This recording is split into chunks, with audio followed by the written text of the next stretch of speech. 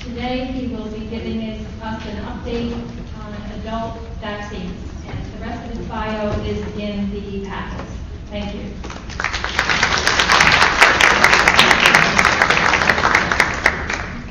When you have a lengthy history, that means you're old. Well, thank you all very much, and we just heard a wonderful presentation, which was the global view, and really, if you want, 35,000 feet view.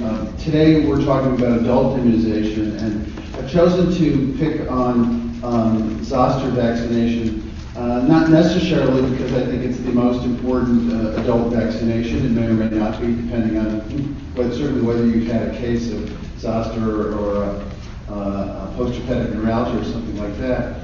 But really, as an example of where things are going to be going, I think for the rest of your all career, certainly the rest of my career in adult immunization, it's got various examples of why to turn a phrase on its head.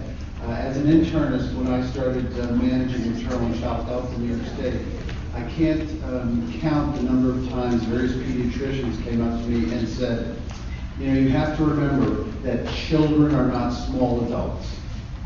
We've heard that one a million. If you're an internist, you've heard that one a million times, where the pediatricians do their best to try to make us realize that kids are not small adults. Well, I'm turning this one on its head, and for those of you who've been working in child immunization for a long time, adults are not big children. And we're going to find out, again, in this case example, from my point of view, with herpes zoster vaccine, is that the various hooks that we have, the various ideas that we have in working with child immunization are really going to be challenged with trying to roll out this and other adult vaccines over the next years. And I think we really have to think separately in a lot of ways about adult vaccination. And that really came to mind. Let's see if this little guy wants to move. Let's see, I don't see it immediately moving, but we'll see if it will move. Am I hitting the wrong button? We'll find out. Page up perhaps will work. Okay, I'm hitting arrows. Trust me. Keep hitting arrows. It'll move 1,000 times at once. The arrow here or the arrow in the machine? There we go, now the arrow keys are working. And the reason I bring this up is that there was a recent, in May of this year, there was the first adult immunization summit. And I would strongly encourage you to show that there are resources that are available to pull down on this website. There are active links on my presentation that will connect you to the really dozens of presentations that were given in Atlanta for the first adult immunization summit. And these were really very nice, concrete examples of how to attempt to increase adult immunization in your community. And frankly, the communities really vary, the interventions really vary, and it really challenges us to rethink some of our ideas. And here's a campaign for adult immunization that is being rolled out, and it got its big rollout to a reasonable extent at the Adult Immunization Summit. And here's our various information on shingles and what you need to know. But I'm going to keep trying to pull us back to what these examples mean for all adult immunizations. So here we've got for those of you who aren't here, we drove in right next to a Merck building. Isn't that in New Jersey? So here we have Zoster Vax, recommended for use in people 60 years old or greater to prevent shingles. The older the person is, the more severe the effects of shingles typically are. So all adults 60 and older should get the shingles vaccine. You'll see the percentages on this are remarkably small at the moment, so that key word there is all, and yet there are various reasons why we're not remotely close to all at this point. It's specifically designed to protect people against shingles, will not protect against other forms of herpes, such as genital herpes. Not recommended to treat active shingles or postherpetic neuralgia. Not only is it not recommended to do that, it really doesn't have any effect in doing that. So whether it's recommended or not, it really has no effect. And some of the Q&As at the end of this, you will be asked that question by adults as they ask you this. So just to remind ourselves, Varicella zoster virus is a herpes virus. It causes, of course, chickenpox and shingles. You have to have a primary infection with it, with varicella, to establish latency in your ganglia after a primary infection. And there are currently 3 vaccines for varicella, 2 for youngsters, Varivax and Proquad, and then Zostervax. And what's interesting to me is that there's a difference in potency in all 3 of these, and we'll see some of that impact again in the Q&As potentially. We have clinical features in unvaccinated cases where the rash can spread, but you'll also see breakthrough cases, and these become important. And at least I find when talking to people, it's hard to talk to a lot of people about Zoster's vaccine without being ready to talk to adults about measles. I know some of my friends, I was talking who got given a talk like this in Pennsylvania recently at their immunization conference, and the first question some of my friends had were, well, can you prove that I had chickenpox? I don't remember having chickenpox. And I ran the numbers out for them about how greater than 90, certainly close to 99% of adults have reason, we can reasonably suppose that they've had an episode of chickenpox in the United States. And my friends just challenged me, and they said, well, just prove it to me. I want some proof for that. So what I find is that you have to be ready to talk about both primary varicella and potentially breakthrough varicella, and talk about vaccination for healthcare workers for varicella, because that issue comes up when you're talking about zoster. And there is certainly varicella policy in the United States. It's a 2-dose vaccination program. And this comes up, you see the 2 doses for all adolescents and adults without evidence of immunity. And the reason this comes up is because for healthcare workers, for determining who is considered immune to varicella, you'll see birth in the United States before 1980 is considered proof of having had chickenpox, except, and with a little tilde next to the except sign down here, it says except for healthcare workers, except for pregnant women, and except for immunocompromised people. So we don't accept the answer to my friend at the swimming pool last week when she asked me whether she had chickenpox, and she said, I don't remember it, my kids had it, but I have no evidence. We don't accept that in women who might be pregnant or who are pregnant in healthcare workers. And so this issue will come up potentially with the healthcare worker who's older than 60, who doesn't necessarily remember having had chickenpox as a youngster. Well, you'll have to document their immunity if the person's going to keep rolling. And here in certain immunocompromised patients, as I was on my way out to the Pennsylvania Immunization Summit in Happy Valley a couple of weeks ago, I stopped for a Starbucks, and you get refueled when you're on the Pennsylvania Turnpike.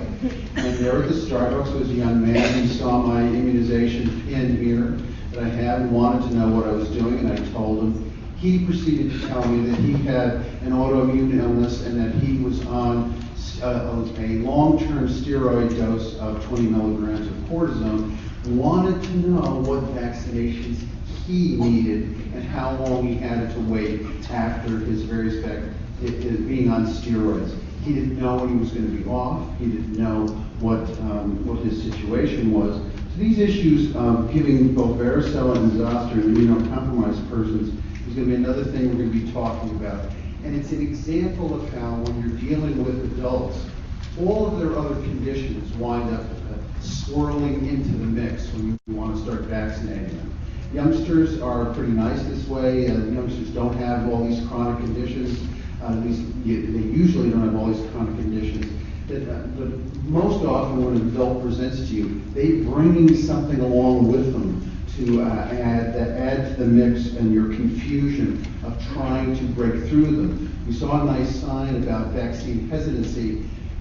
Conceivably, one of the items would be on that, working with people with many chronic conditions and giving them a clear statement of the value of the vaccine to them and trying to work through their various conditions to come up with a clear example.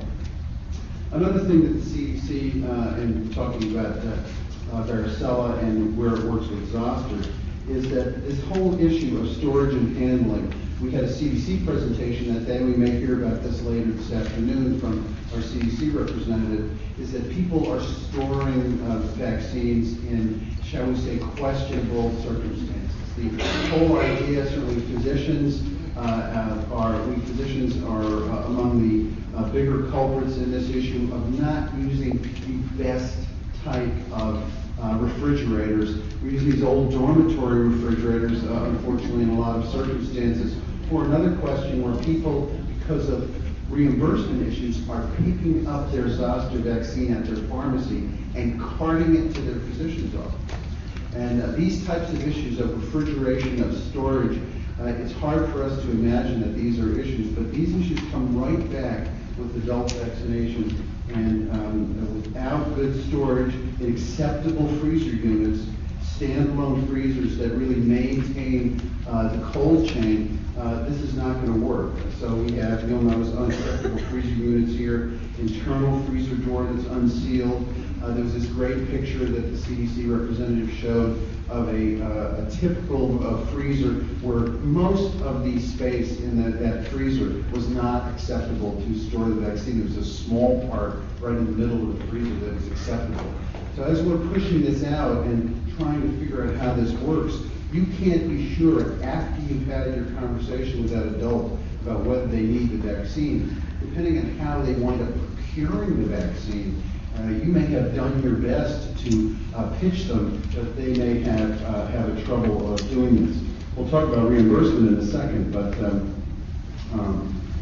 so here's the Zoster presentation, and we have a clinical description. I've chosen not to show pictures today to maintain all of our equilibrium, but the pictures are quite profound. They can be quite devastating, certainly with cranial Zoster. I've seen some pictures in recent weeks of Zoster, the tympanic membrane, incredibly painful because of the innervation there. Zoster, the tongue, even various parts of the body where it can be very painful. But you'll see that the vaccine reactivates decades later. And we have 1 million cases a year, and I find this last percentage number, one of those startling percentage numbers, lifetime risk in the United States of the unvaccinated population of 1/3 of the adult population. So you've got a big population that is potentially at risk for this condition. And if you've ever talked to anybody, I'm not going to ask for a raise of hands, but if you talk to people, you can meet almost anyone who will tell you a story either about themselves or about one of their relatives who had a really difficult time with Zoster. You get this unilateral rash, that's the classic, and as I talked about, thoracic, cervical, or even ophthalmic involvement is quite painful. The vesicles form over several days, and the big question will be of transmission of these vesicles, and in fact you can have direct transmission. You don't get respiratory transmission like with regular varicella, but we do suggest to people to cover these if they're not in this pain, and to avoid local spread. Here's postherpetic neuralgia. One of the endpoints of the documentation of the value of the vaccine. And a substantial number of people will have pain in up to 30% of Zoster cases. It can be mild, but it can also be excruciating after the rash. Even after treatment, a lot of people wind up getting treated with acyclovir during a case, certainly with a cranial case or an ophthalmic case, you'll get treated with acyclovir. But the PHN can persist for weeks, months, occasionally years, and it really can wind up being debilitating for the individual. And so this is one where we'll see some numbers on the effectiveness of Zoster vaccine for postherpetic neuralgia. I talked about neurologic. You can have viremia, cutaneous dissemination with pneumonia, hepatitis, and disseminated intravascular coagulation, DIC, and a reasonable number of secondary infections of the rash that wind up being treated. I saw one case recently where it wound up having, of course, drug-resistant Staph aureus as a complication of the cranial Zoster. So there's no rule that your adults, when they have one condition, can't get very nice and very complicated. So you want to think again of, not in a bad way, of trying to discuss with the adults you're dealing with what the value of a vaccination might be. Not just avoiding the initial condition, not just avoiding the possibility of postherpetic neuralgia, but some of the other complications that you can wind up seeing. I talked briefly already about potential transmission with zoster. It can be transmitted from person to person, but it's much lower than varicella. It's with direct contact. And there really is no prohibition about people with zoster in a household with someone who's immunocompromised. There's no prohibition to keep them apart, but you do want to keep the lesions covered and to stop connection between the people. Okay, what are some of the risk factors of zoster? Well, increasing age, immunosuppression, certainly bone marrow and solid organ transplantation. Many of the case reports you'll see will be, certainly in younger populations, people younger than 60, will be someone who's had some type of cancer, often a hematologic cancer who's been treated. They've been more or less cured. They're 5 weeks up. At least my screen was going in and out, so maybe some of the other people are missing this. But you'll see, I think we're supposed to be on risk factors, but I'm missing the risk factors. It went backwards again, so let's see if we can find how we did this. There we go. I figured quick learning. And people on immunosuppressed medications, but you'll see a reasonable number of younger people with these various immunosuppression conditions that we see here who wind up having early zoster. That doesn't mean you can't have early, that means you don't have to have a cancer, you don't have to have HIV, you don't have to be immunosuppressed to be unfortunate enough to have zoster at an earlier age. It's just less likely. Okay, now let's look at some of the incidence of herpes zoster and postherpetic neuralgia. Here's a UK one, and here's the increase, the rates per 1,000 per year. And the big thing to see here is look at how quickly it goes up in the older population, the population like I am in their 7th decade, the 8th decade, even in the 9th decade. You get high rates here, and you get an even higher rate of postherpetic neuralgia. And the reason this is going to become important is when we talk about when you should use the vaccine. It's another complication that is not like, when you have a 1-year-old, it's not a question. Should I use it in a less than 1-year-old?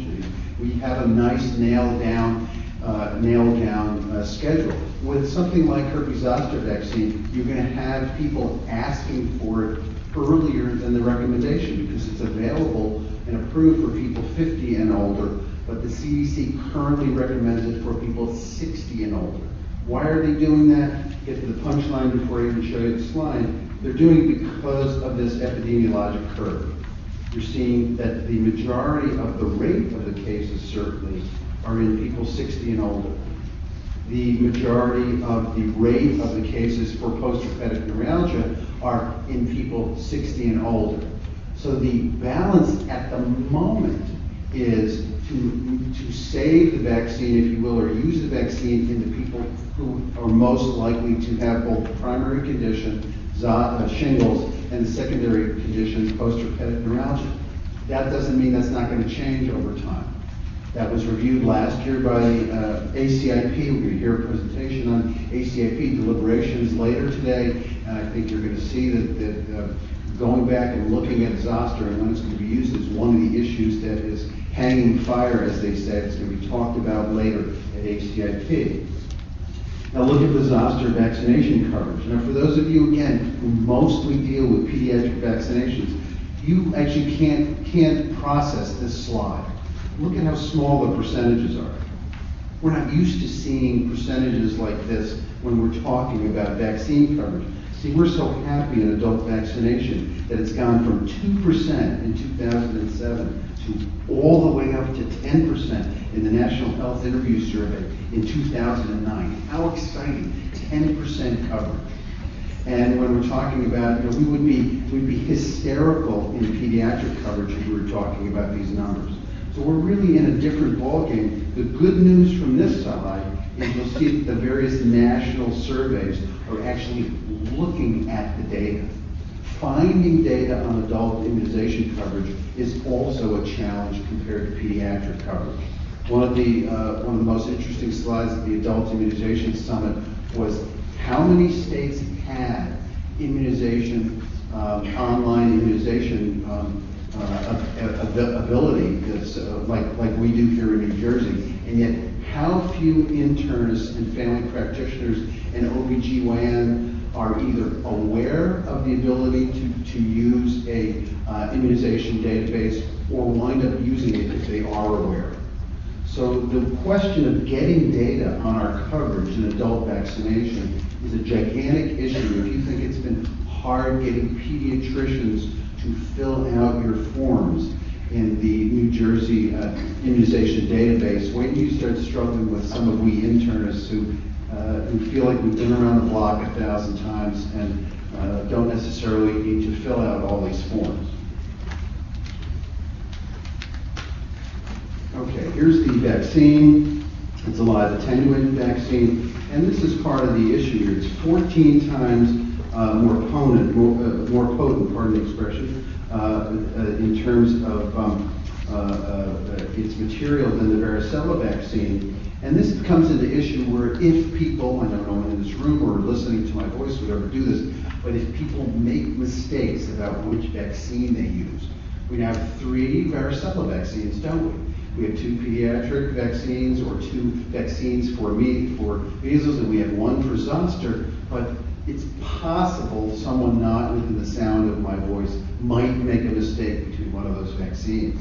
And the fact that it's 14 times more potent, at least conceptually, you have to be prepared to dealing with, if you give the wrong vaccine to someone, you have to be prepared to talk to that person about what the possibilities are. Some of the Q&As will show you that it can actually act as, if you make this mistake, it can actually act as one in a series of your vaccines for measles in an adult, because it's the same live attenuated, it's a live attenuated strain. But it's not a great idea. You're still going to be sitting there and have to be filling out an incorrect vaccination form and reporting it that you incorrectly vaccinated someone. It's given sub-Q in the deltoid region, and most of the side effects are local side effects that we're used to with some sub-Q vaccines. But look at this. Here's our numbers. Again, not like the numbers we see with polio vaccine, with our other vaccines. We're not talking 90% efficacy here. We're talking more in the ballpark of a really good influenza vaccine. When we have a good influenza year, right, we get an efficacy, we get some decreased incidences. Look at about 50% decreased risk of postherpetic neuralgia, about 2/3. But we're not talking, and you can't sell to people, well, I can guarantee you won't have zoster. There is reasonable ability to show that both the severity and the duration of illness in all participants is decreased. That is, you have less pain, not as long. But even that is about 2/3. So you don't want to oversell this vaccine to your population because you're going to have other vaccines you're pitching to them. I can see that somebody coming in for zoster vaccine, give them the vaccine, they still get zoster. You don't want to lose that person for their annual influenza vaccination, for the use of pneumococcal vaccination, who knows what else that will come down the line. So I think we have to be very realistic when we're talking to adults about what the value is of this vaccine, and you have to know these numbers to not oversell the vaccine if you're going to get into this. And here, same numbers really, 51%. But the vaccine was most effective in 60 to 69-year-old groups, and it showed, quote unquote, some protection for older groups. And here's a big number that we'll harp on. The suggests the vaccine is effective for at least 6 years, but may last much longer. The punchline really is we don't know how long the coverage is going to last at this point in zoster vaccination.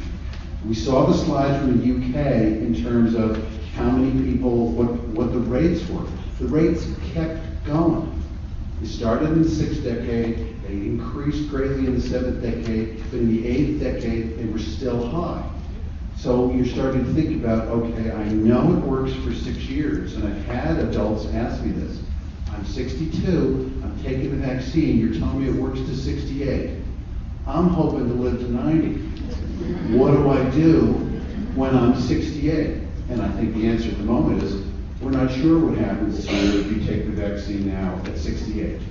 We're hoping it works for you, and that's where a reasonable amount of the research is going on. What's going to happen over time, it depends. But all this goes into the ACIP statement of who should get the vaccine.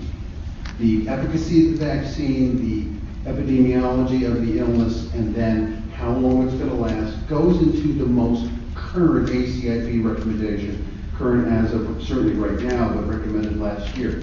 People 60 and older to prevent shingles. A one-time vaccination, no maximum age. Does not have a recommendation for routine use of shingles in people 50 or older. The FDA does approve its use for people in 50 and older, but at the moment the CDC is recommending people 60 and older. If you've ever had shingles, you can still receive the shingles vaccine to prevent future occurrences of this disease. There are a substantial population that will come to you and seek you out because they've had shingles, and they can still have it. And there's no specific time you need to wait after shingles, having shingles before shingles vaccine, but we all know the general recommendation that if a person is acutely ill, we don't go after them with vaccine. So yes, it's true, there's no particular time you have to wait in between a shingles episode and when you can give them the vaccine, but prudence has shown us over time that you wait for the person to be relatively healthy before you're giving them the vaccination. And here's the report from the dose in greater than 60. And this is very encouraging, offered on the patient's first available clinical encounter. I don't know if that means at your 60th birthday. I know I don't go for my annual physical anymore. If you see the drumbeat of the potential cost versus the benefit of an annual physical, there's not really a lot of documentation in a relatively healthy senior like myself as to exactly what you're purchasing when you get that annual physical. So what exactly this means in the patient's first available clinical encounter. My Zoster vaccination occurred, my first available clinical encounter was when I was driving by a Walgreens. And it said, we now have Zoster vaccine available. That wound up being out of pocket for me. So what's the sticky wicket of HCV, and what is just exactly a sticky wicket? I found out that the wicket is what the field of play is called in cricket. Oh, I've lost my picture here again. So we'll see if we can troubleshoot and I can see it up here on the screen, but eventually, there we go. So here we have the sticky wicket of HSV, and that is what makes the ground wet. And we'll see if this will work again. There we go. And that is the age on the burden of disease. Not only is the entire population at risk, which for Zoster the rest of their lives, but the burden of disease is in the latter half of life. And you'll see this is really what I've been saying. Look at the incidence by age in the United States. It really winds up going up. The postherpetic neuralgia rate really winds up going up here in Minnesota, where our friends at the Mayo Clinic have been counting noses for quite a period of time. And yet the duration of Zoster vaccination is a key unknown. We're looking at it to see, we can see that it protects for at least 3 to 4 years. And see, this one is a little bit different. This one says that perhaps a few years longer. And how long does it need to protect? Well, here I am at 60 for a male. Gee, I hope I get more than 21 years, but the average age expectancy is it needs to protect me for 21 years.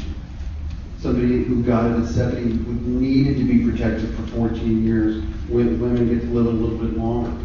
So we've got 3 to 4 years, maybe 6, and yet a period of time of protection measured in, for some people, decades. How long will it protect? We're not exactly clear. And even in England, they use a cost effectiveness argument. They don't offer it until the 8th decade for the public health service in England based on their analysis. So finally, the ACIP recommendations.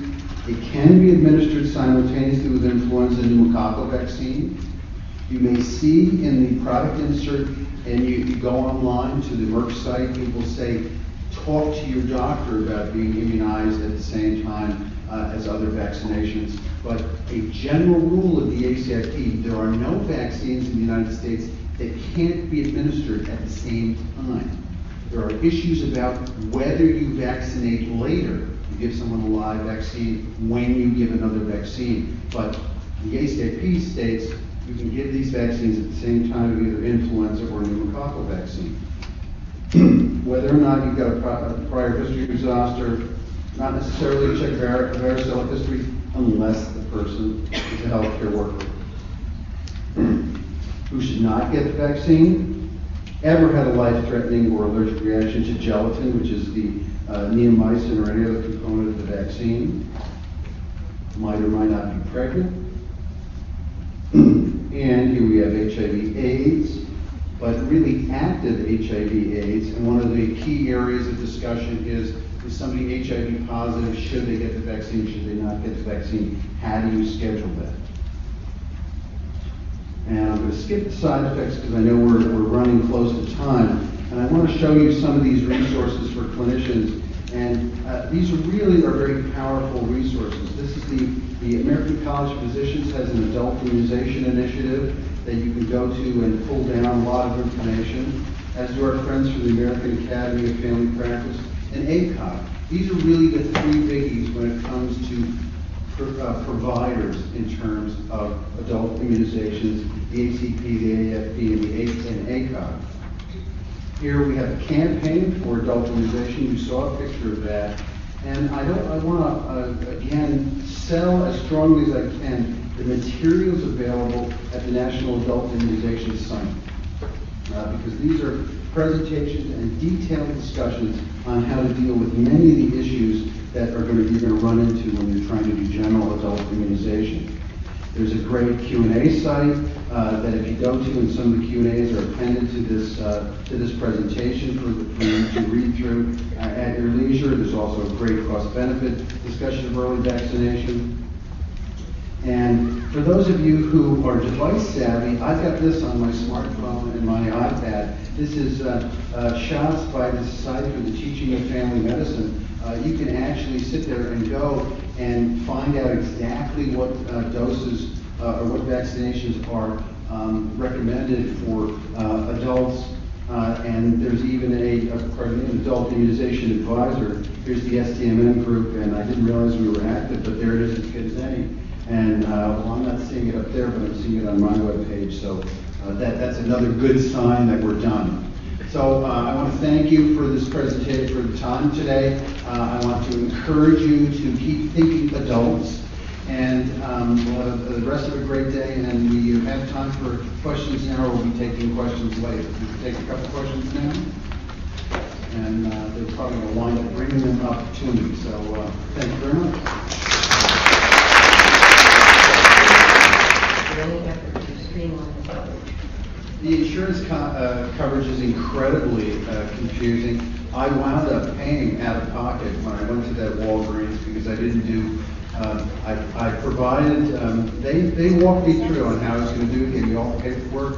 I provided the paperwork to my health insurance provider. They rejected they sent me a very nice explanation of the benefits as to why they rejected it. I then sent all that paperwork to my pharmaceutical coverage provider. They provided to reject it. They proceeded to reject it and send it back to me. So I was out of pocket. Now, again, frankly, I can be out of pocket, but you're going to lose a patient if you encourage a patient to receive the vaccine and you don't nail down what their costs are going to be. You send them out into the world and they wind up being out of pocket $100, $200. You may not get them back again. There's a lot of work that's being done, and I would say a quarter of the work at the AI Summit was the discussion of figuring out how to flow information on patient need for a vaccine as well as reimbursement for the vaccine, integrating clinical medicine, public health, and the insurance industry to try to figure this out. It's not easy though. And so somebody like me who kind of jumps the gun and just, well, I want that vaccine, I really want to get it, you may wind up being out of pocket. So we really have to be careful. The Affordable Care Act, along with Medicare Part D, the various coverages of Medicare, people in Medicare are going to have reasonable coverage for this. And when the Affordable Care Act kicks in terms of what coverage has to be available for preventive services or other insurance programs, that will wind up covering a lot of the insured population. But the uninsured population, it's still going to be a challenge for us to figure out how to get them covered.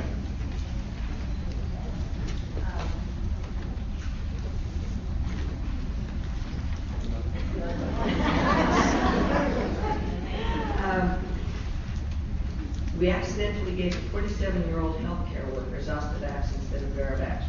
Does this count? Does this count? It certainly counts, but what does it count for? It counts that you made a mistake. I mean, it does. It's a mistake, and this is what I was alluding to. There are now 3 varicella vaccines out there, and if you don't look 3 times, right? We're supposed to look 3 times, right? Supposed to look again, check 3 times. And whoever wound up doing this, maybe they checked 3 times and forgot or something like that. So you're going to have to write up and figure out why that mistake was made. You're going to have to do quality improvement at your particular site, whether it's you or whoever wound up doing it. Having said that, this will work as the first dose of covering a healthcare worker for varicella. And so it's very interesting, and you basically put them on the schedule. They have to be on their schedule for their second dose. Ideally, you don't use Zoster vaccine for the second dose also. But so there are a reasonable number of issues like this about where you might make this mistake, and quality improvement is, I would say, is the key issue.